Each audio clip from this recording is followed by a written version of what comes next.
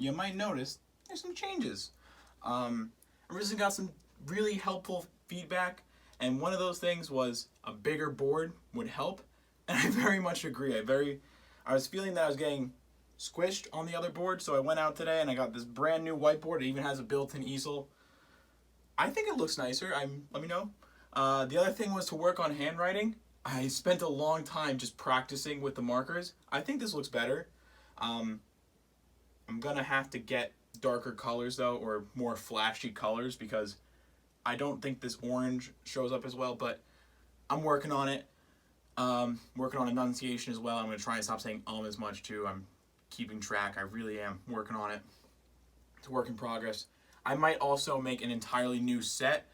The room that I'm The room that I'm currently in is like my hub for everything. I do my homework in here. I have my TV for video games. I have all my jerseys and sports stuff. So it'd be nice if I can keep using this room and just rearrange it better, but I don't really know.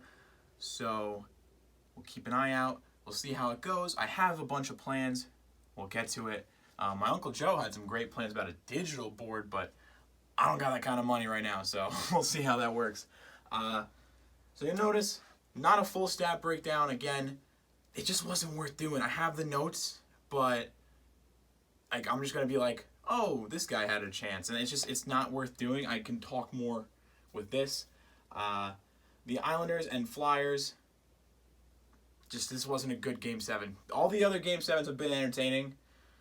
You could argue Vegas wasn't, but I like Vegas, so I enjoyed it. So, sorry. But this one, for an Islanders game, fairly enjoyable. It went really fast, in my opinion. But let's get into it. Greiss was in net for the Islanders, which, shocking to some, not to me, not to most probably, I'd say, because in the last game, after JVR had that slap shot that went past Varlamov, they almost pulled him. Trotz almost pulled him, but he didn't. He stuck with him through the rest of the game, and they lost. So today we go with Greiss. And the Islanders handedly beat the Flyers. The Flyers did not show up at all. I kept waiting for someone to spark something. There was a fight. I think it was Pajot and I want to say Sanheim, but nothing happened. There was barely any shots.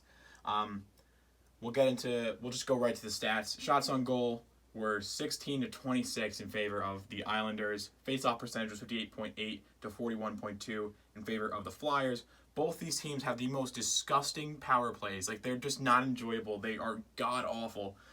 Flyers 0 for 2. Islanders 0 for 4. Both 0%. Hits 41-37 in favor of the Flyers.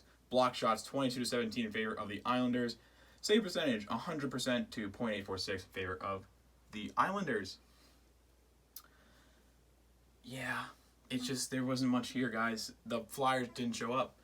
The thing that I noted was it kind of sucks that every single team that came back from the 3-1 deficit lost.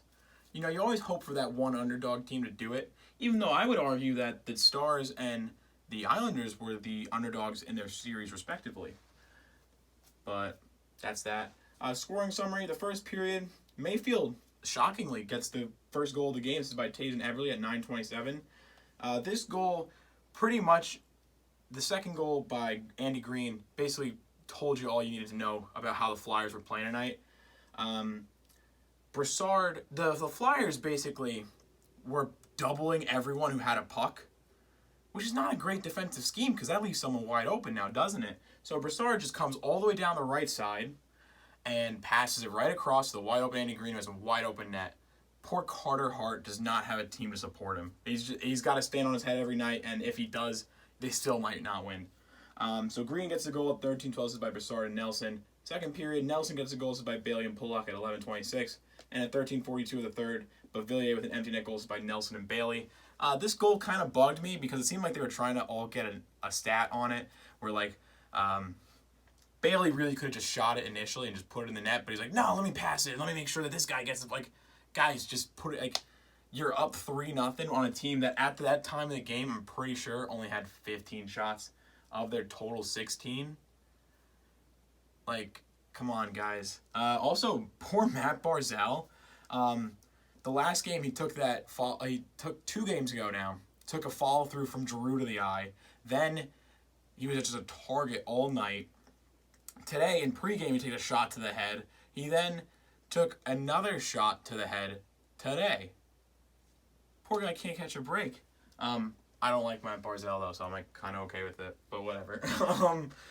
I'm glad he's okay, but like also like screw that guy. We'll get in prediction.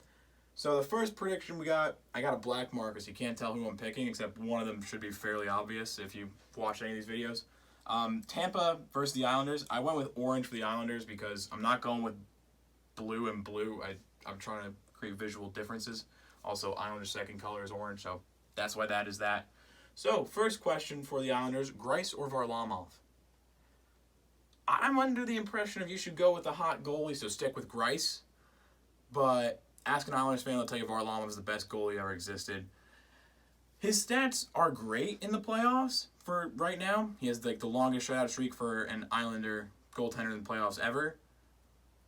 His save percentage is really good, but again, you have to adjust for the fact that this year's playoffs had an extra round. So, I don't know. I think you should stick with Greiss. I think there's a reason you go with Greiss in Game 7 because he gives you the best chance to win. So, stick with the hot goalie. For the Lightning, the rumors have been circling that Stamkos will be returning for this series. And so I'm of two opinions of this. Yes, it's a great boost to their offense that's already very powerful. The other thing is he hasn't skated in a while, so he's, one, going to be rusty, and two, how does that mess up the chemistry with the team? This team has battled through a 5-overtime game, a tough series with Boston despite it being very one-sided. How does throwing Stamkos in there mess with the line chemistry? That could be an issue. Again, Stamkos is very talented, and I like that he's you gotta like that he's back if you're Tampa. But how does fitting him in mess with things? I don't know. It could work out either way for them. Speaking of Tampa's offense, can the Islanders handle it? I know I've been saying that the Islanders are going to crack eventually, and they just haven't. I'm sorry, but Tampa is nothing they faced before.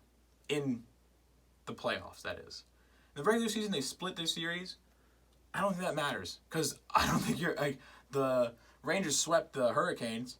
How well did that work out for them? It didn't.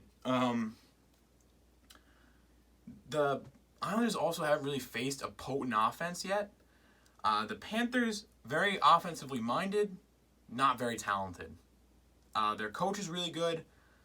They didn't really show up, though, that series. I'm just putting that out there. You can disagree with me. I don't think they showed up. Same with the Capitals. They are not the Capitals of old. Ovechkin really tried because he's Alex Ovechkin, and of course he is. The guys around him did not. The other thing is, it was early in these return-to-play games. They look bad. The Capitals look bad in the round robin, though, so I wasn't expecting them to do much. Then they faced the Flyers. Look at that power play. You can good luck trying to convince me that the Flyers have a potent offense. Tampa, on the other hand, that's an offense. That is an offense, a very punishing offense. The only team I think that would be worse for the Islanders to play is the Knights. But I don't think they'll get that far because I'm going with the Tampa Bay Lightning in 6. Another thing I want to note before I completely move on from this, the Lightning were the only team with that 3-1 lead to not blow it to win in Game 7. They finished it in Game 5. They were rested, which can work against you. We've seen it work against you, especially last year with every team that got swept in the East. But I think that this might help Tampa, even though they have that thing where they'll just sit and rest on their laurels. I think they'll be okay. I say 6 because I do expect the Islanders to fight very hard. I like their grit. I just don't think that they're going to be able to overcome that offense. If the Islanders can keep Tampa from scoring more than 3 goals, similar with the Flyers, if they can keep them under 3, they're fine.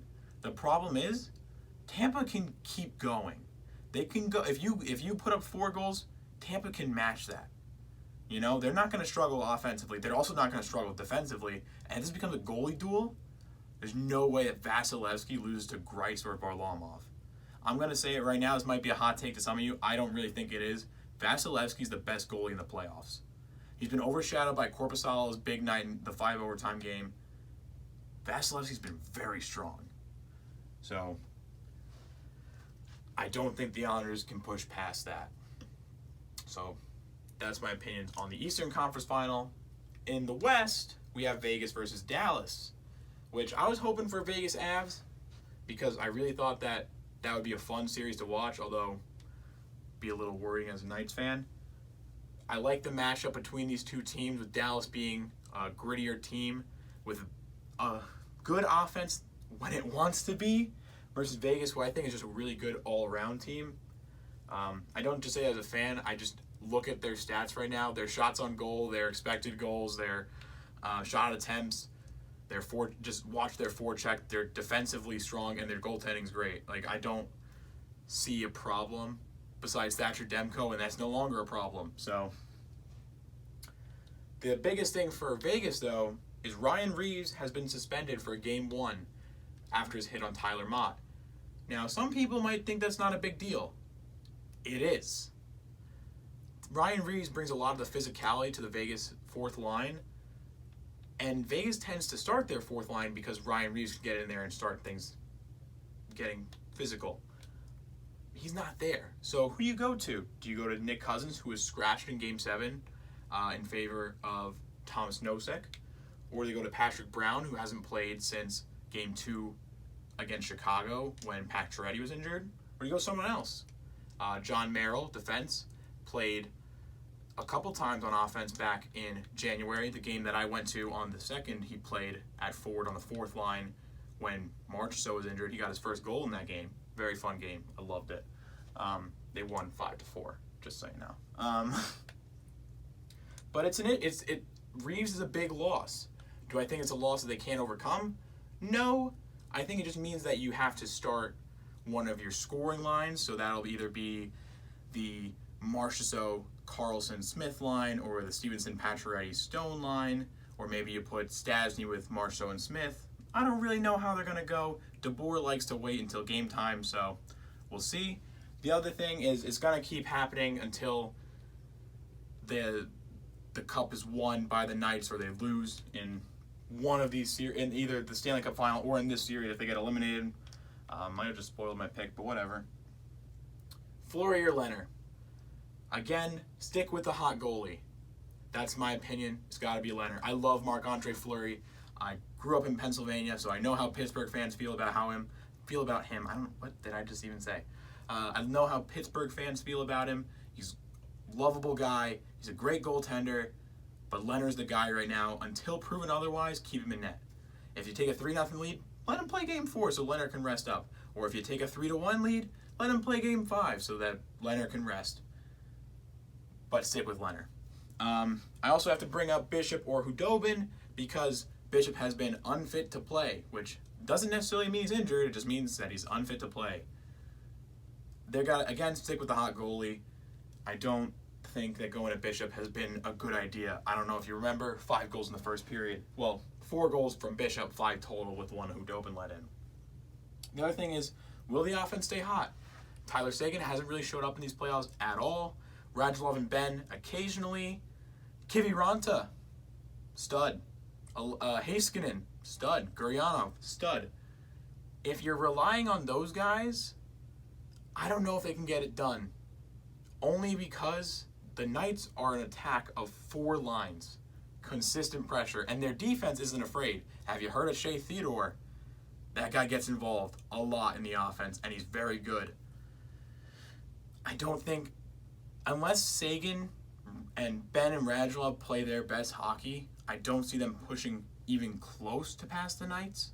But even if they do, I still think that the Vegas Golden Knights will take this series. And shockingly, I'm going to say in 5. That might be where I show my bias the most in terms of my Knights fanness. But my opinion here is based on the fact that I don't think that the Knights not scoring on Demko will transfer over to Hudobin. You see, Hudobin's really good with controlling rebounds, and I'll very much hand him that, but he doesn't have the same net presence as Demko. Demko ended up getting in the Knights' heads a lot. You could definitely tell, especially in Game 6, where there's a lot of chances late in the third that they just didn't score on, which is painful to watch, to be honest. But yes, Hudobin has his flaws. He doesn't transfer east to west as fast, and the Knights will exploit that. I'm hoping Martinez can finally get that power play shot from the right point to go. He hit the post like 6 or 7 times, and it's starting to drive me nuts. So we'll see. I do think it's going to be Vegas versus Tampa. The Stanley Cup final we should have seen last year until San Jose and Columbus ruined that. And we'll just have to see where it goes from here. Those are my predictions. So if you like this video, like, comment, share please. I'd really enjoy that. And subscribe if you really like it, and hit the bell icon if you want to know when these videos come out. If you like my takes, you can hear me on the Armchair Analysts Podcast as well. That's on SoundCloud. You can also follow me on Instagram, just for fun, if you want. Or if you want to see the original videos before they were on YouTube. Those are also in my IGTV log. And that's all I got. We got more hockey tomorrow. Hope you enjoyed this one. Good night.